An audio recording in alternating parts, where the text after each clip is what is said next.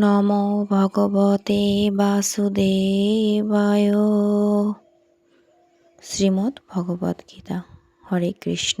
রাধে রাধে।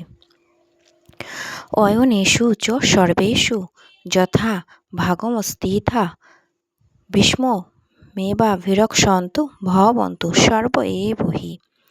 এখন আপনারা সকলেই সেনাগৃহের প্রবেশপথে নিজ নিজ কৌশলগত অবস্থানে স্থিত হয়ে পিতামহ ভীষ্মকে সর্বতোভাবে সহায়তা প্রদান করুন। ভীষ্মের শৌর্য বীর্যের প্রশংসা করার পরে দুর্যোধন বিবেচনা করে দেখল যে অন্যেরা নিজেদের গুরুত্বহীন বলে মনে করতে পারে, তাই স্বভাব সুলভ কূটনৈতিক চাতুরীর সাহায্যে সেই পরিস্থিতির ভারসাম্য বজায় রাখার জন্য সে উপরোক্ত কথাগুলি বলেছিল। এইভাবে সে মনে করিয়ে দিল যে ভীষ্মদেব নিঃসংশয়ে সর্বশ্রেষ্ঠ যোদ্ধা হওয়া সত্ত্বেও একজন বৃদ্ধ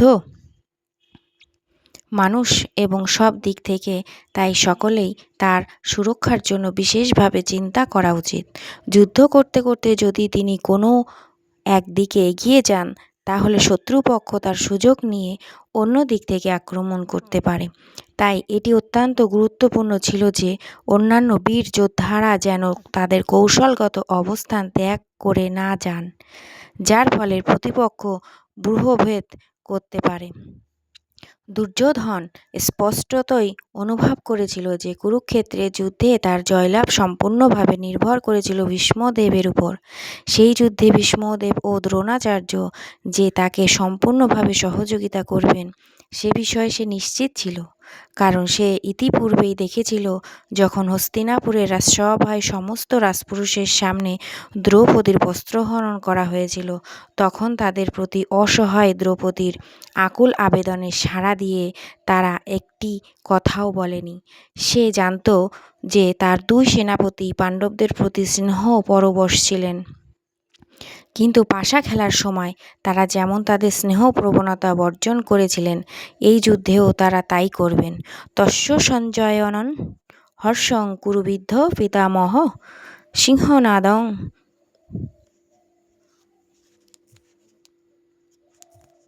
বিনোদশ্চৈ শঙ্খং দধ্নৌ প্রতাপবান। তখন কুরুবংশের বৃদ্ধ পিতামহ ভীষ্ম দুর্যোধনের হর্ষ উৎপাদন করে সিংহের গর্জনের মতো অতি উচ্চ নাদে তার শঙ্খ বাজালেন। কুরু রাজবংশের পিতামহ দুর্যোধনের হৃদয়ের ভাব বুঝতে পেরে তার প্রতি স্বাভাবিক করুণাবশত সিংহের মতো উচ্চ নাদে তার শঙ্খ বাজিয়ে তাকে উল্লাসিত করার চেষ্টা করলেন। পরোক্ষভাবে শঙ্খধ্বনির মাধ্যমে তিনি তার হতাশাচ্ছন্ন পুত্র দুর্যোধনকে জানিয়ে দিলেন যে এই যুদ্ধে জয়লাভ করার কোনো আশাই তার নেই, কারণ ভগবান শ্রীকৃষ্ণ ছিলেন তার বিপক্ষে। কিন্তু তবুও যুদ্ধ করাই ছিল তার কর্তব্য এবং এই ব্যাপারে তিনি কোনো রকম অবহেলা করতে চাননি। তত শঙ্খাশ্চ ভেজশ্চ পন বান গোমুখা সহসৈবাভ্য অন্যস্ত সশব্দস্ত মূল অভবৎ। তারপর শঙ্খ, ভেরি, প্রণব ও আনুক, ঢোল এবং শিঙাসমূহ হঠাৎ একত্রে ধ্বনিত হওয়ার ফলে এক তুমুল শব্দের সৃষ্টি হয়েছিল।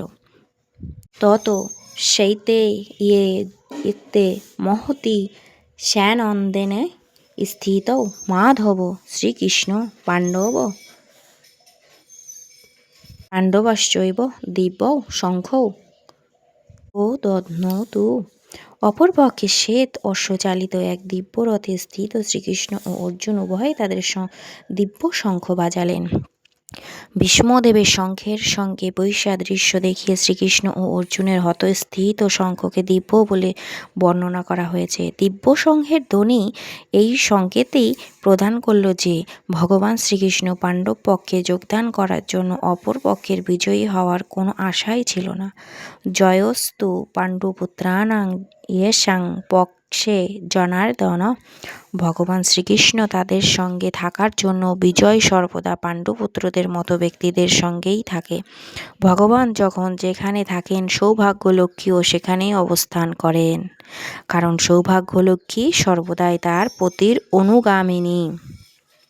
তাই বিষ্ণু বা শ্রীকৃষ্ণের দিব্য শঙ্খধ্বনির মাধ্যমে ইঙ্গিত করা হয়েছিল যে অর্জুনের জন্য বিজয় ও সৌভাগ্য প্রতীক্ষা করেছে।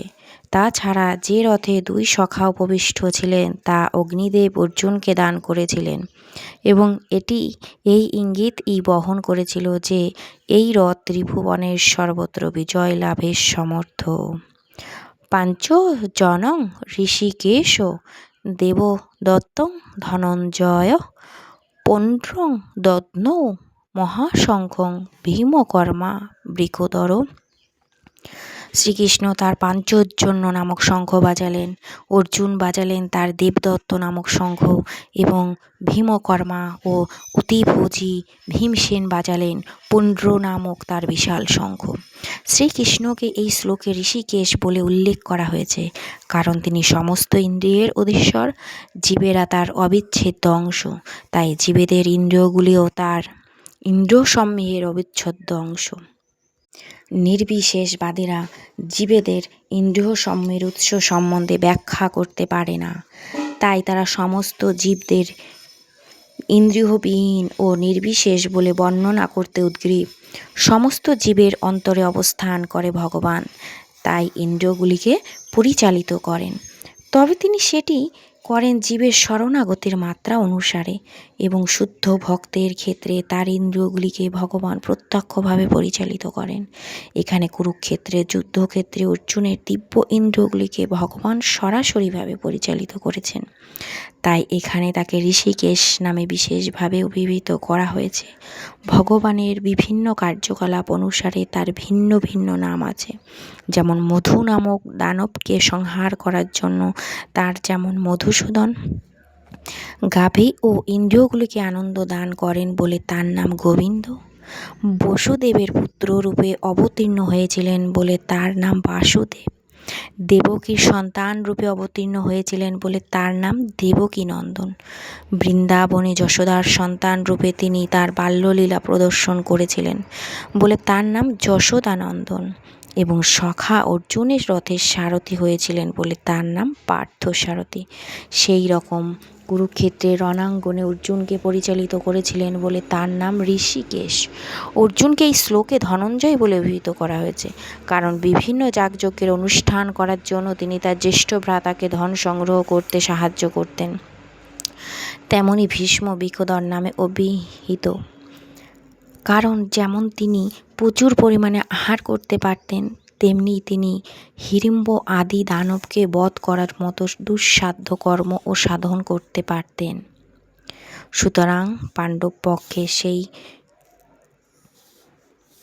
ভগবান শ্রীকৃষ্ণ সহ বিভিন্ন ব্যক্তিত্ব যখন তাদের বিশেষ ধরনের শঙ্খ বাজালেন, সেই দিব্য শঙ্খ ধ্বনির যুদ্ধে অংশগ্রহণকারী সৈন্যদের কাছে অত্যন্ত প্রেরণাদায়ক ছিল। অপরপক্ষে এই রকম কোনো লক্ষণ ছিল না, না ছিল সেখানে পরম নিয়ন্তা ভগবানের উপস্থিতি কিংবা সৌভাগ্যের অধিষ্ঠাত্রী লক্ষ্মী দেবী। অতএব যুদ্ধে পরাজয় তাদের জন্য পূর্বেই নির্ধারিত হয়ে গেছিল এবং এই সমস্ত শঙ্খধ্বনির মাধ্যমে সেই বার্তাই ঘোষিত হয়েছিল। অনন্ত বিজয়ং রাজা কুন্তিপুত্র যুধিষ্ঠির নকুল সহদেবশ্চ সুঘোষ মণিপুষ্পকৌ কাশ্যশ্চ পরমেশাশ্চ শিখণ্ডে চ মহারথ দৃষ্টদ্যুম্ন বিরাটশ্চ সাত্যকী চাশ্চ পরাজিত দ্রুপদ দ্রৌপদেয়াশ্চ সর্বশ্চ পৃথিবীপতে সৌভদ্রশ্চ মহাবাহু শঙ্খান দগ্ধুন পৃথক পৃথক। কুন্তিপুত্র মহারাজ যুধিষ্ঠির অনন্ত বিজয় নামক শঙ্খ বাজালেন এবং নকুল ও সহদেব বাজালেন সুঘোষ ও মণিপুষ্পক নামক শঙ্খ। হে মহারাজ, তখন মহান ধনুর্ধর কাশীরাজ, প্রবল যোদ্ধা শিখণ্ডী, দৃষ্টদ্যুম্ন বিরাট অপরাজেয় সাত্যকী, দ্রৌপদীর পুত্রগণ, সুভদ্রার মহাবলবান পুত্র এবং অন্য সকলে তাদের নিজ নিজ শঙ্খ পৃথক পৃথকভাবে বাজালেন। সঞ্জয় সুকৌশলে ধৃতরাষ্ট্রকে জানিয়ে দিলেন যে পাণ্ডুপুত্রদের প্রতারণা করে তার নিজের পুত্রদের সিংহাসনে বসাবার নির্বুদ্ধিতা তার পক্ষে মোটেও প্রশংসনীয় কাজ হয়নি। সমস্ত লক্ষণ থেকে সুস্পষ্টভাবে ইঙ্গিত পাওয়া যাচ্ছিল যে সেই মহাযুদ্ধে সমগ্র কুরু বংশের সমূলে বিনাশ হবে। পিতামহ ভীষ্ম থেকে শুরু করে অভিমন্যুর মতো পুত্রেরা এবং অন্য সকলেই, পৃথিবীর নানা দেশ থেকে আগত রাজন্যবর্গ সেখানে উপস্থিত, সকলেই বিনাশপ্রাপ্ত হবে। মহারাজ ধৃতরাষ্ট্রের জন্য সমগ্র বিপর্যয়ের উদ্ভব হয়েছিল, কারণ তিনি তার পুত্রদের গৃহীত নীতিকেই সমর্থন করেছিলেন। স্বঘোষ ধার্তারাষ্ট্রাণাং হৃদয়ানি বেদরয়ৎ নভশ্চ পৃথিবীং চৈব তুমুল অভ্যনুনাদয়ন। বিভিন্ন শঙ্খ নিদানের সেই শব্দ ছিল প্রচণ্ড। তা আকাশ ও পৃথিবীকে প্রকম্পিত করে ধৃতরাষ্ট্রের পুত্রদের হৃদয় বিদীর্ণ করেছিল। ভীষ্মদেব এবং দুর্যোধনের পক্ষের অন্যান্য ওরা যখন শঙ্খ বাজিয়েছিলেন, তখন পাণ্ডবদের বুক ভয়ে কেঁপে ওঠেনি। সেই ধরনের ঘটনার উল্লেখ নেই, কিন্তু এই শ্লোকে উল্লেখ করা হয়েছে যে পাণ্ডবদের শঙ্খনাদে ধৃতরাষ্ট্রের পুত্রদের হৃদয় ভয়ে বিদীর্ণ হলো। সেটি পাণ্ডবদের নিজেদের কারণে এবং ভগবান শ্রীকৃষ্ণের প্রতি তাদের পূর্ণ বিশ্বাস ও শরণাগতির জন্য। ভগবানের কাছে যিনি আত্মসমর্পণ করেন, তার মনে কোনো ভয় থাকে না, এমনকি চরম বিপদেও তিনি অবিচলিত থাকেন। অথ ব্যবস্থিতান দৃष्ट्वा ধার্তরাষ্ট্রান কপিধ্বজ প্রবৃত্তে শস্ত্র সম্পাদে ধনুরুদ্যম্য পাণ্ডব ঋষিকেশং তদা বাক্য মেদমাহ মহিপতে। সেই সময় পাণ্ডুপুত্র অর্জুন হনুমান চিহ্নাঙ্কিত পতাকা শোভিত রথে অধিষ্ঠিত হয়ে তার ধনুক তুলে নিয়ে স্বরনিক্ষেপ করতে প্রস্তুত হলেন। হে মহারাজ, ধৃতরাষ্ট্রের পুত্রদের সমরসজ্জায় বিন্যস্ত দেখে অর্জুন যখন শ্রীকৃষ্ণ এই কথাগুলি বলেছিলেন, যুদ্ধ শুরু হওয়ার মুহূর্তে উপরোক্ত বাক্যালাপ থেকে বোঝা যায় যে যুদ্ধক্ষেত্রে ভগবান শ্রীকৃষ্ণের দ্বারা প্রত্যক্ষভাবে পরিচালিত পাণ্ডবদের অপ্রত্যাশিত সমরসজ্জা দেখে ধৃতরাষ্ট্রের পুত্রেরা অত্যন্ত হতদম্য হয়ে পড়েছিল।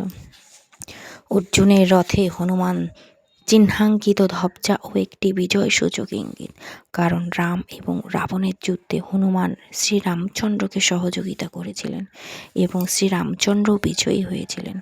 এখন এখানে অর্জুনকে সাহায্য করবার জন্য তার রথে শ্রীরামচন্দ্র ও হনুমান দুজনেই উপস্থিত রয়েছেন।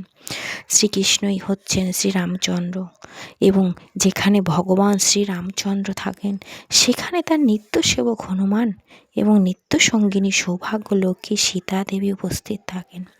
তাই অর্জুনের কোনো শত্রুর ভয়ের ভীত হবার কারণ ছিল না। আর সবচেয়ে বড় কথা হচ্ছে, সমস্ত ইন্দ্রিয়ের অধীশ্বর ভগবান শ্রীকৃষ্ণ তাকে পরিচালিত করবার জন্য স্বয়ং উপস্থিত ছিলেন। এভাবে যুদ্ধ সম্পাদনের জন্য সমস্ত ভালো পরামর্শই অর্জুন পাচ্ছিলেন। তার নিত্যকালের ভক্তের জন্য ভগবানের দ্বারা আয়োজিত এই রকম শুভ পরিস্থিতির সুনিশ্চিত জয়ের ইঙ্গিত বহন করেছিল। জয় শ্রীকৃষ্ণ। হরে রাধে রাধে।